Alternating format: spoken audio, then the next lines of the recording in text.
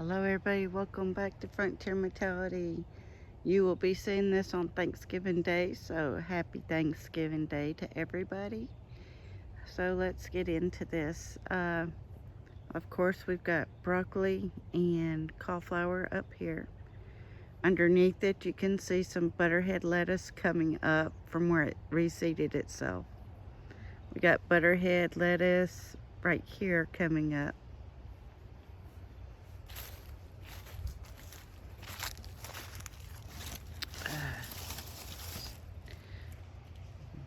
Butterhead lettuce. Then all this is turnip greens. We had our first turnips last night.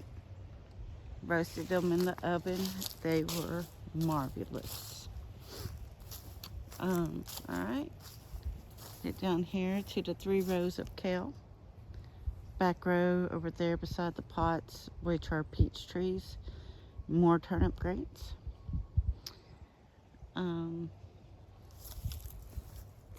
Where are you at? There they are. The cabbages are coming in, doing well. I re-looked in the notes and stuff for garlic. Takes anywhere between 4 to 8 weeks for them to pop up. So I dug some back just to kind of check on them. And they're there. They're coming up. So I covered it back up because we're getting a lot of cold weather coming in for the next couple of days. Then you see the beautiful of the carrots and more of the broccoli and cauliflower. Sorry with the broccoli and cauliflower, y'all. This is our first year of trying to grow it, so it leaves my mind a good bit when I'm talking.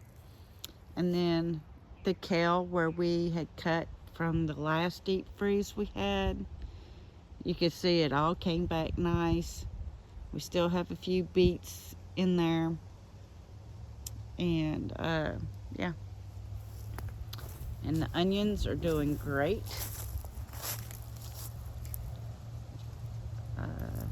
If you can notice, the trees have all been topped. Well, cut on the sides here. Bruce has been trimming up the limbs and finally got the swing back in its place. Okay, and then we got the kale. I know what it is. Sorry, y'all, but there is some kale right there. So we have kale and collards and mustard greens over here, and some more of the peppery lettuce that's over here. I will be coming out tomorrow morning and cutting a little here and there to go in our Thanksgiving kale salad.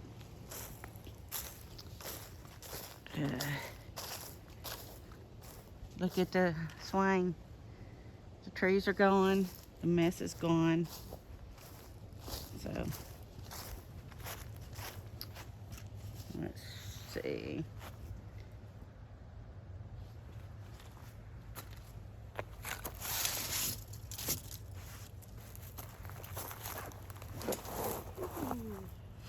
So today is not going to be a very long video because I want y'all to all enjoy your Thanksgiving with your friends or your family, or if you're even just sitting at home having Thanksgiving by yourself. Still want you to have a restful time. Count your blessings, everything that you're thankful for. Once you start doing that, it kind of outweighs all the bad in the world right now. He did bend the pole a little bit, but oh well. Sorry, squirrel moment. We are here in the South, actually, all the way from Canada to the Panhandle of Florida, fixing to get a cold snap. So wood heater will be burning probably tomorrow night, Friday, Saturday, and I think it's supposed to warm back up Sunday. So it's the flip-flop of, is it fall or is it winter? And Mother Nature trying to make up its mind where she's going to fall at for us in the South. It's always interesting. We all pray for little snow, or maybe it's just me. I really enjoyed the snow. I lived up north for 6 years, and as a child, I still loved it. The only thing was when you move from the south to the north, you thinking you're going to get a snow day. Not up there, you don't. It's got to be really bad for you to get a snow day up north. So imagine this little southern girl's disappointment thinking she's going to get a snow day. But anywho, I am congested on one side, so everybody, if you're in the praying group, pray that this unblocks itself and clears up. I have some prayer requests of my own for all the people who are in the military and not getting to be home with their families. Pray for them, for their heart not to be as heavy because they're missing family. My friend's husband passed away, so please keep her in your prayers. Her name is Marcia. What else? Baby Bo, update. He's still with us. I think the last count was 3 different seizures that he's having. So he's on 3 different seizure medicines. So just pray for him. Pray that God puts the folds into his little brain. For new viewers, he was born with what's called a smooth brain. But the family is hanging in there, and you can uplift mom and dad. Also, they would also appreciate your prayers. Because life with any type of disability is hard on everybody, grandparents alike. So, and they do have a good family support system that's helping them so they can get rest and whatnot when needed. So yeah, so pray for Bo, Marcia, and our men and women that are in the military and away from their families. And thank you for all your services, for all the people who have served, who are still serving, and yeah. Becca's in the house. You hear the airplane, but so yeah, that's pretty much it. I like to think no news is good news, but it's kind of like waiting for the other shoe to drop. So I hope you're still stocking up, getting food put on your shelves. You need to do, if you're playing in the home game, you should have 6 months of food stored by now, because we started in March. So March, April, May, June, July, August, September, October, November. Y'all should have 9 months worth of food put up. The goal was 6 months. The ideal goal is a year. And you might say, well, why a year? Well, it takes